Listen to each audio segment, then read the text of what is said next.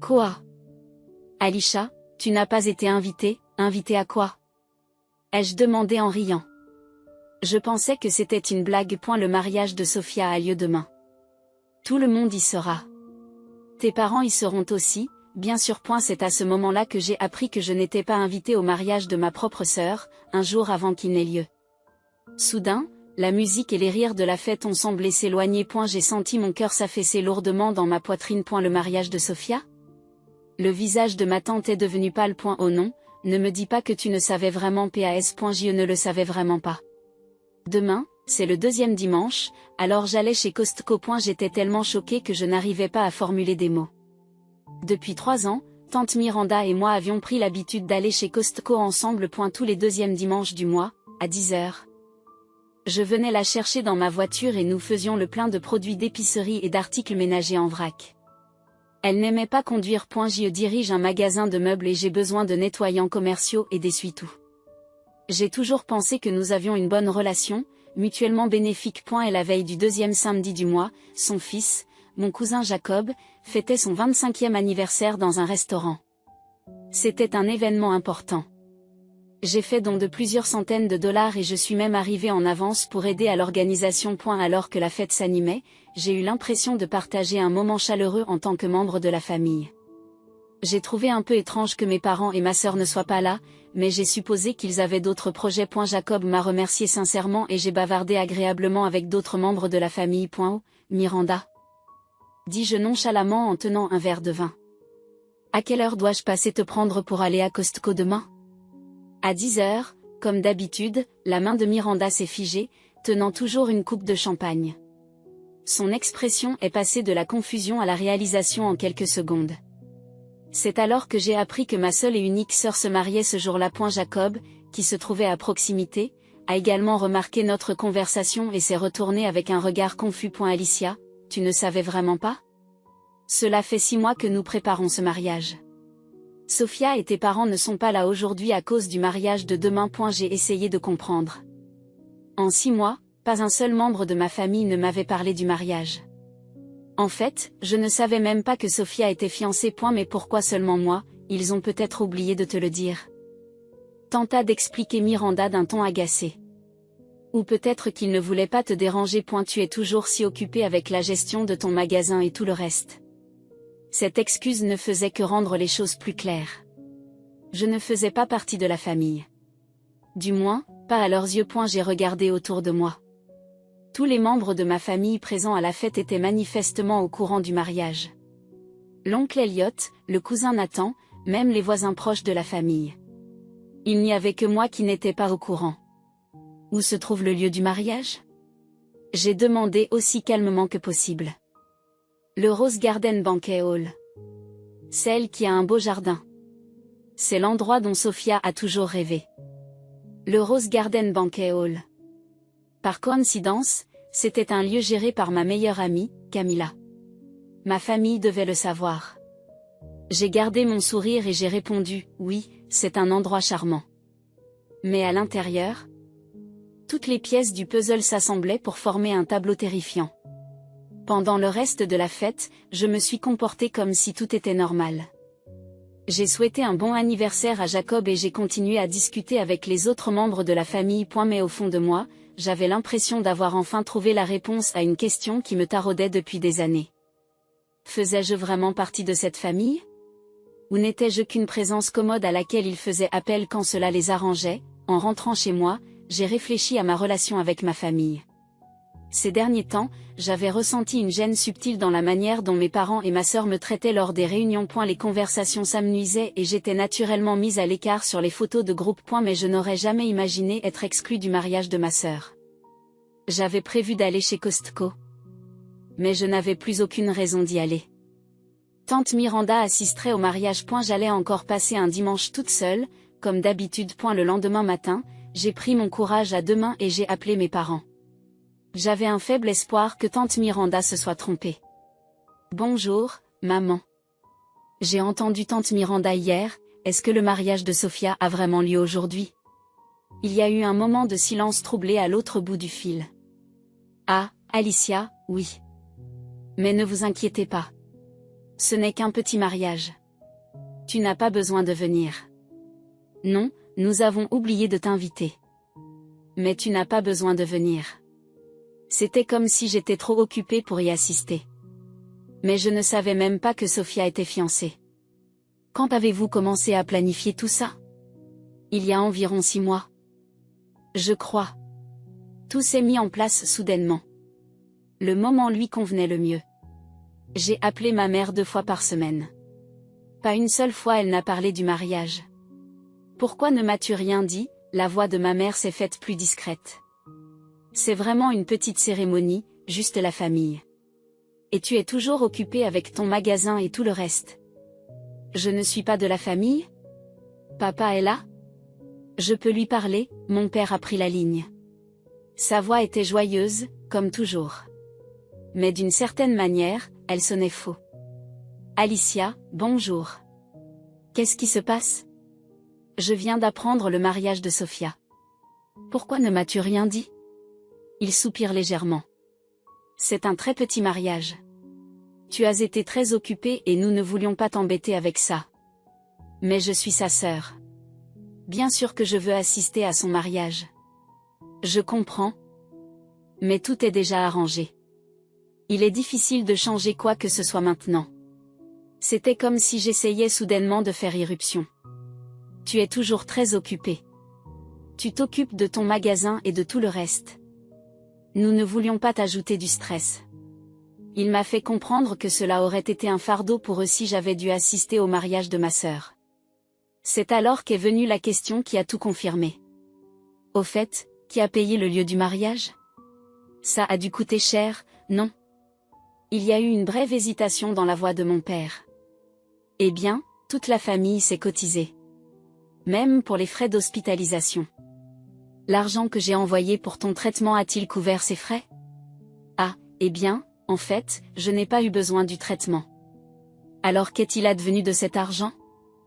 Il a été utilisé pour le mariage. J'ai senti mon sang se glacer. Les 7 000 $ que j'avais envoyés pour l'hospitalisation supposée de mon père avaient financé le mariage dont j'avais été exclue. Donc tu as utilisé mon argent pour organiser un mariage auquel je n'étais même pas invitée. Alicia, ne dis pas ça comme ça. Nous sommes une famille. Tout à coup, le mot « famille » m'a semblé commode à utiliser. J'ai mis fin à l'appel. Je n'avais plus rien à entendre.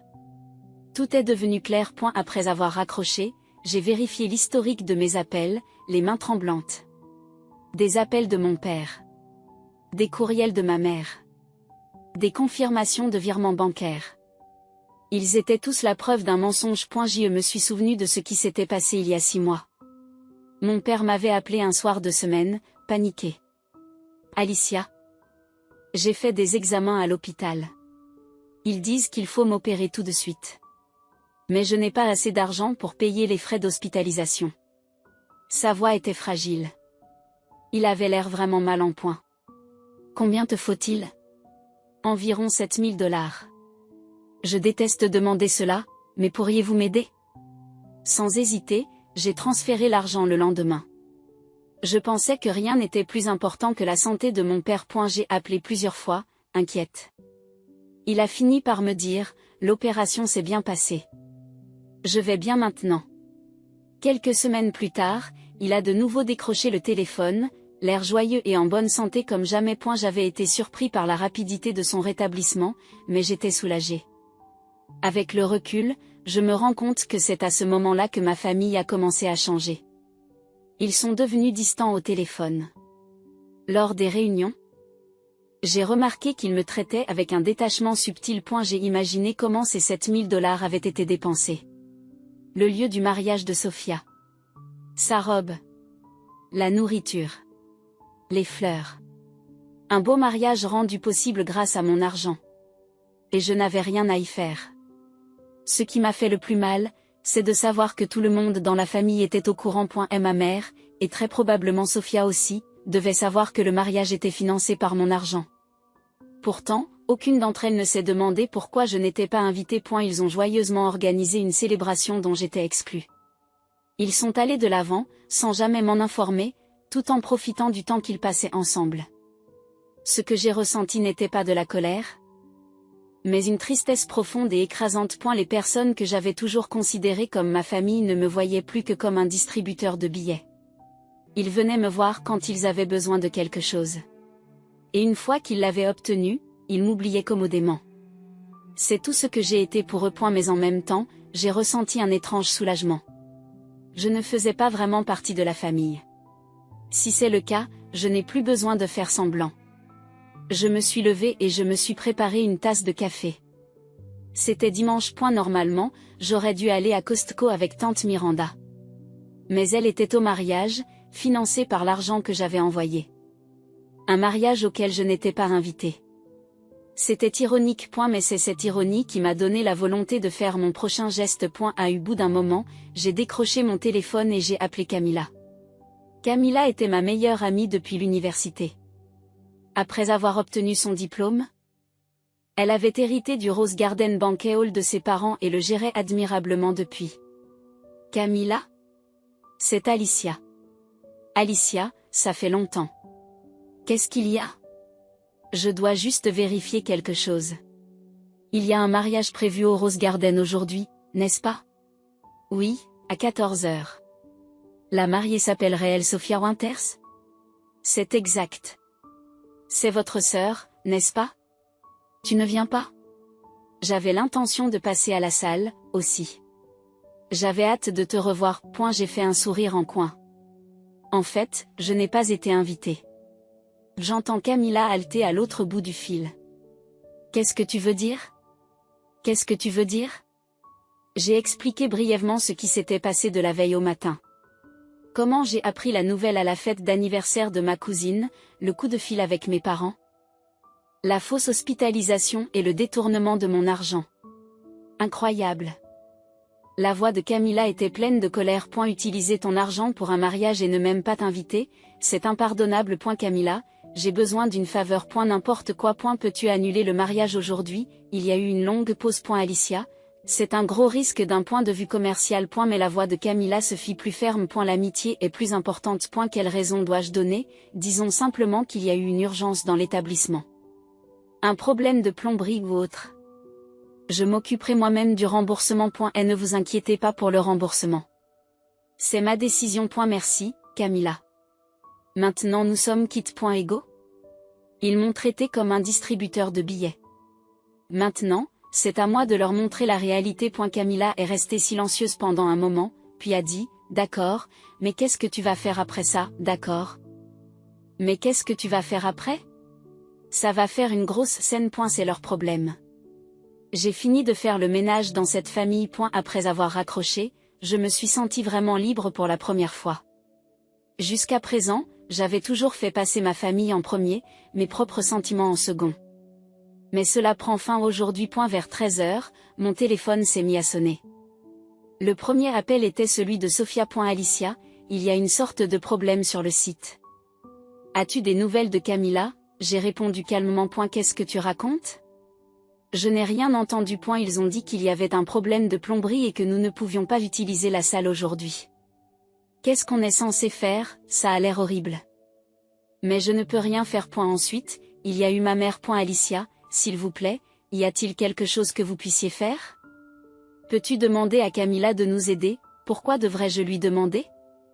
Je n'ai pas été invitée. Tu te souviens? Et ensuite, mon père. Alicia, s'il vous plaît, nous sommes une famille. Aidez-nous. De la famille?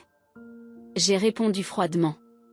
Si nous étions de la famille, tu m'aurais invité dès le début. J'ai mis fin à l'appel et j'ai respiré profondément. C'était le début de ma nouvelle vie. Vers 15 h, je me suis rendue au Rose Garden Banquet Hall. Ce n'était pas par curiosité. C'était plutôt un rituel pour marquer la fin de ce que j'étais. Le parking de la salle était en plein chaos. Le mariage, qui devait à l'origine avoir lieu dans un magnifique jardin, se déroulait à présent sur un parking asphalté. Plus tard, Camilla m'a raconté qu'après leur avoir refusé l'utilisation du lieu, Sophia et ma mère l'avaient supplié désespérément. Pourriez-vous au moins nous laisser utiliser le parking? Elles l'ont supplié. Par amitié pour moi et par décence, Camilla leur avait répondu, oui, vous pouvez utiliser le parking, oui. Vous pouvez utiliser le parking.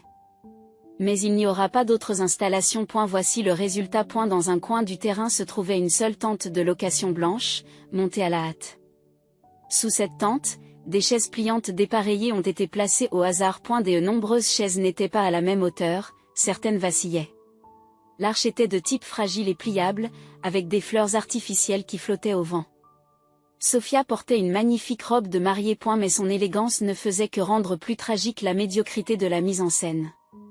Elle sanglotait doucement par moments, serrant la main du marié.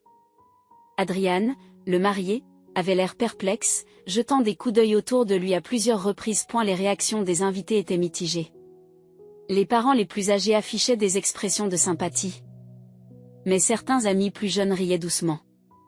Les invités du côté du marié semblaient manifestement mal à l'aise. Je ne peux pas publier ce genre de mariage sur les réseaux sociaux. Je n'aurais jamais pensé assister à un mariage sur un parking. Que s'est-il passé avec la famille de la mariée? Leur chuchotement résonnait dans le parking. Même l'efficacité semblait perdue. Le microphone était défectueux, coupant à intervalles aléatoires. Ces deux âmes bien-aimées, statiques, se jurent un amour éternel, bourdonnent. Le voile de Sophia a été soulevé par le vent à plusieurs reprises, et elle a dû le rattraper sans cesse dans la panique. Pendant l'échange des anneaux, le bruit du moteur d'une voiture voisine a étouffé la voix de la maîtresse de cérémonie. Ma mère forçait un sourire, mais ses yeux étaient remplis de larmes. Mon père gardait la tête baissée, honteux, évitant le contact visuel. Et les photos? Le photographe avait l'air impuissant. L'arrière-plan n'était constitué que de murs en béton et de voitures garées. Ce n'était pas le cadre idéal pour un souvenir de mariage. Je suis sorti de ma voiture et j'ai observé la scène en silence. Voilà ce qu'était devenu le mariage de mes rêves. Il était censé être financé par mon argent. Jacob m'a repéré et s'est approché. Alicia, c'est vraiment horrible. C'est vrai, répondis-je calmement. Mais c'est le résultat qu'ils ont choisi. S'ils t'avaient invité, cela ne serait jamais arrivé. J'ai souri. Mais toute cette scène montre exactement ce que je représentais pour eux. Quelqu'un sur qui compter quand ils avaient besoin de résoudre des problèmes. Quelqu'un dont ils pouvaient se débarrasser quand cela ne leur convenait plus. Le mariage se déroula tant bien que mal jusqu'à la fin. Mais de nombreux invités essayaient déjà de partir plus tôt que prévu. Les parents et les amis du marié semblaient particulièrement déplacés. Félicitations. Je me suis approché de Sophia et lui ai parlé doucement. Elle s'est retournée, le visage rougi par les larmes et la rage, et m'a jeté un regard noir. C'est de ta faute. Tu as gâché le jour le plus important de ma vie.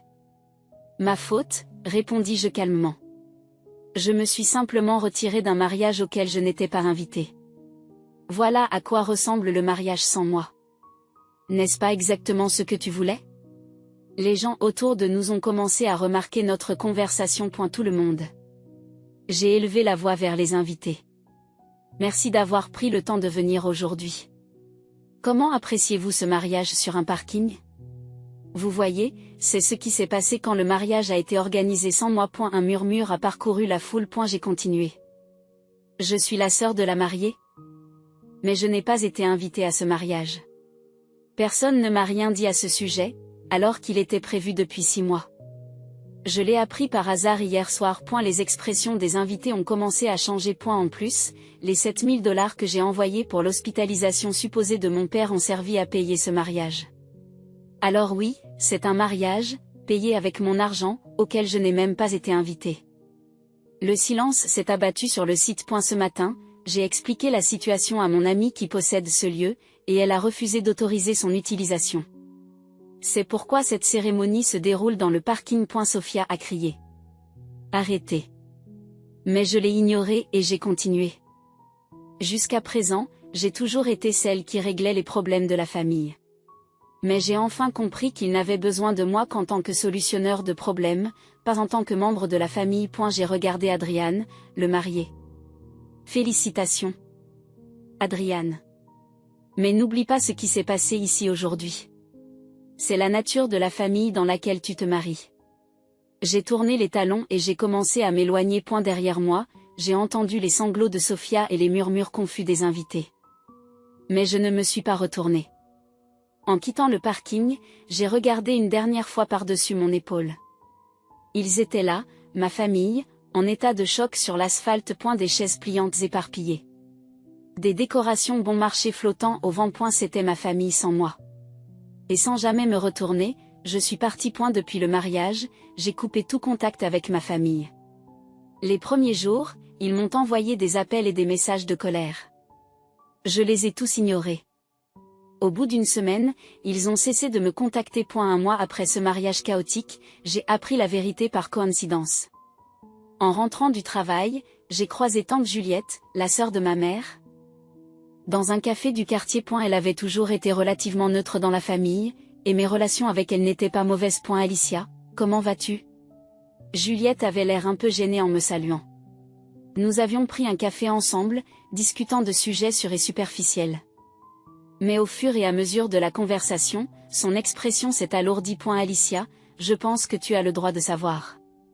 Son ton est devenu sérieux. As-tu entendu la vraie raison de la situation du mariage? J'ai secoué la tête. Ils ont juste dit que c'était une petite cérémonie. Juliette poussa un profond soupir. Ce n'était que l'excuse officielle. La vérité, c'est que ta mère et Sophia l'ont décidé ensemble. Décider quoi? Elles ont trouvé une raison pour ne pas t'inviter. En réalité, il y avait plus de 70 invités. Ce n'était pas du tout un petit mariage. Ma poitrine se serra. Mais pourquoi? Juliette hésita, puis poursuivit. Sophia a dit que si Alicia était là, tout le monde se tournerait vers elle. Je serais éclipsée. Qu'est-ce que je ferais pour que cela arrive? C'était le problème, tu pouvais faire n'importe quoi. La voix de Juliette s'est faite plus discrète. Sophia a toujours eu des sentiments compliqués à ton égard. Chaque fois qu'il se passait quelque chose dans la famille, tout le monde se tournait naturellement vers toi pour obtenir de l'aide, n'est-ce pas? J'y ai repensé. C'était vrai, j'aidais mes proches à déménager, j'accompagnais notre grand-mère âgée à l'hôpital, je planifiais des voyages en famille, je servais de médiateur en cas de conflit. J'étais peu à peu devenue la personne à qui l'on pouvait s'adresser. Lorsque Sophia est née, elle est naturellement devenue le centre d'attention. Elle était joyeuse, sociable, elle faisait toujours rire les gens. Mais dans les moments graves, tout le monde se tournait vers vous. Mais elle était toujours la plus populaire. Être populaire et être digne de confiance, ce n'est pas la même chose. Juliette parlait avec tristesse. Sophia pouvait être le centre de l'amusement, mais personne ne venait la voir pour des conseils sérieux.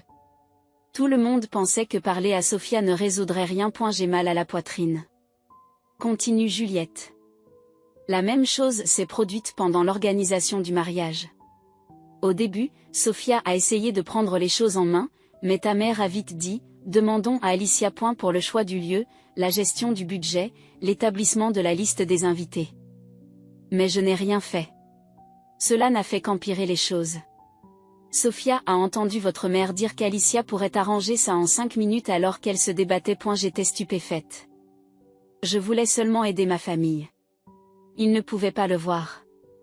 Pour Sophia, votre capacité ne faisait que mettre en évidence ses propres lacunes. Elle voulait être le centre de son propre mariage. Mais sans vous, ça aurait été, bien sûr, Alicia s'en est occupée. Ou heureusement qu'Alicia est là. Et maman était d'accord avec ça. Juliette acquiesce. Ta mère avait aussi ses propres sentiments compliqués. En tant que mère, elle voulait aimer ses 2 filles de la même façon, mais elle a toujours fini par se reposer sur toi. Quand Sophia a crié « Je suis aussi ta fille », elle s'est sentie coupable. Les autres le savaient-ils? La plupart l'ont senti, mais personne n'a parlé. Certains se sentaient peut-être même plus à l'aise sans vous. Parce que quand vous êtes là, leur irresponsabilité devient trop évidente. Je fixe ma tasse de café. Le vague malaise que je ressentais depuis des années prenait enfin forme. Alors, être digne de confiance était un fardeau pour la famille? Non. Juliette secoua fermement la tête. Nombreux sont ceux qui t'apprécient vraiment. Ils n'ont tout simplement pas eu le courage de s'exprimer. Je me suis levée. Merci de me l'avoir dit, tante Juliette. Pas encore, mais il est trop tard. Alicia. Peut-être qu'il n'est pas trop tard pour arranger les choses. Non. J'ai souri. C'est mieux ainsi. Je suis reconnaissante de connaître la vérité. Je n'ai jamais rien fait de mal. Je suis simplement libérée des gens qui voient mes forces comme des défauts. En quittant le café, je me suis sentie vraiment libérée pour la première fois. Le mystère qui m'avait hantée était résolu et je me suis rendu compte que je n'avais aucune raison de m'en vouloir. Ma gentillesse et mes capacités auraient dû être dirigées vers les bonnes personnes. Et maintenant, je peux enfin le faire. Au lieu d'essayer de réparer les relations passées, j'ai commencé à me concentrer sur les relations que j'apprécie vraiment. Tout d'abord, j'ai renforcé mon amitié avec Camilla. Elle a pleinement soutenu ma décision et m'a dit « Tu as fait ce qu'il fallait ». Nous avons commencé à passer plus de week-ends ensemble, à organiser des cours de cuisine privés dans son établissement et à essayer de nouveaux vins. J'ai également parlé à mes collègues de ce qui s'était passé. Ils m'ont dit « Ce n'est pas parce qu'ils sont de la famille que tu dois tout pardonner », et ces mots m'ont confirmé que ma décision était la bonne. Mais alors que je vivais paisiblement, ma famille a commencé à en subir les conséquences. Tout d'abord, le mariage de Sophia s'est effondré. Adrienne avait appris la vérité lors de ce mariage. Et elle a découvert que Sophia lui avait menti en disant qu'elle n'avait pas de sœur, que l'endroit où se trouvait le parking n'était pas un accident et qu'il m'avait menti pour obtenir un soutien financier. Il ne pouvait tout simplement pas pardonner ces mensonges. « Ta famille m'a trompé », aurait dit Adrienne à Sophia. « Votre sœur est une personne merveilleuse. Mais vous l'avez tous dépeinte comme la méchante. Je ne peux pas me marier avec quelqu'un comme ça. » La procédure de divorce s'est déroulée rapidement et Sophia a fini par retourner vivre dans la maison de nos parents. Elle a essayé de me joindre, mais j'avais bloqué toutes les méthodes de contact. Pendant ce temps, mes parents étaient eux aussi confrontés à de sérieux problèmes. La nouvelle du mariage dans le parking s'est rapidement répandue dans le quartier et sur le lieu de travail de mon père. Les gens étaient particulièrement indignés par le fait que l'on m'ait incité à donner de l'argent pour ensuite m'exclure du mariage. Ils ont emprunté de l'argent à leur fille et ne l'ont même pas invitée au mariage? C'est une famille dérangée. Tout le monde sait à quel point Alicia est gentille. C'est ce que signifie mordre la main qui vous nourrit. Les voisins ont commencé à éviter mes parents. La même chose s'est produite sur le lieu de travail de mon père. Ses collègues l'ont regardé froidement et les discussions sur sa promotion ont discrètement disparu. Ma mère, elle aussi, a été exclue du groupe local de bénévoles auquel elle appartenait depuis des années. Pourquoi ne pas demander de l'aide à votre fille si vous êtes à court d'argent? Cette remarque sarcastique a été répétée suffisamment souvent pour que ma mère commence à redouter de sortir. 6 mois plus tard, mes parents n'en pouvaient plus et ont décidé de vendre la maison. Ils ont déménagé dans un endroit où personne ne les connaissait. L'abandon d'une maison dans laquelle ils avaient vécu pendant plus de 30 ans a été dévastateur, tant sur le plan financier que sur le plan émotionnel. Pendant les préparatifs du déménagement, ma mère est venue une dernière fois sur mon lieu de travail. Mais j'ai refusé de la voir. Une collègue est intervenue et lui a dit « Alicia vit sa nouvelle vie. S'il vous plaît, laissez-la tranquille. » Tante Juliette a continué à m'envoyer de brèves nouvelles de la famille. Entre les lignes, le désespoir était clair. Sophia a divorcé et est revenue à la maison. Tes parents repartent à zéro. Tout le monde veut s'excuser auprès de toi. Après avoir lu cette lettre, je l'ai rangée dans le tiroir de mon bureau. Je ressentais de la sympathie, mais pas de regret. C'était le résultat de leur propre choix. 1 an plus tard, j'ai quitté mon petit appartement pour emménager dans une maison. Une maison avec un jardin, choisi et payé entièrement par moi, pour moi. Lors de ma pendaison de crémaillère, Camilla et plusieurs collègues de travail sont venus fêter l'événement. C'était une petite réunion, mais je sentais que tout le monde était sincèrement heureux pour moi. Alicia, tu as fait le bon choix, m'a dit Camilla. Le sang seul ne fait pas une famille. Les personnes qui s'intéressent vraiment à toi sont ta vraie famille. Ce soir-là, lorsque je me suis retrouvée seule, je me suis mise à la fenêtre et j'ai regardé le jardin. Les étoiles brillaient magnifiquement. Je me suis demandé si je regrettais d'avoir coupé les ponts avec ma famille. La réponse a été claire. Non, pas du tout. Je m'étais choisie. Et c'était le choix le plus juste que j'ai jamais fait dans ma vie. Cela m'a fait mal de savoir que ma famille souffrait, mais c'était une leçon qu'elle devait apprendre. Si vous n'accordez pas de valeur aux personnes qui font partie de votre vie, vous finirez par perdre plus que vous ne l'imaginiez. J'ai trouvé le vrai bonheur avec ma nouvelle famille, des amis en qui je peux vraiment avoir confiance. Et cela suffit.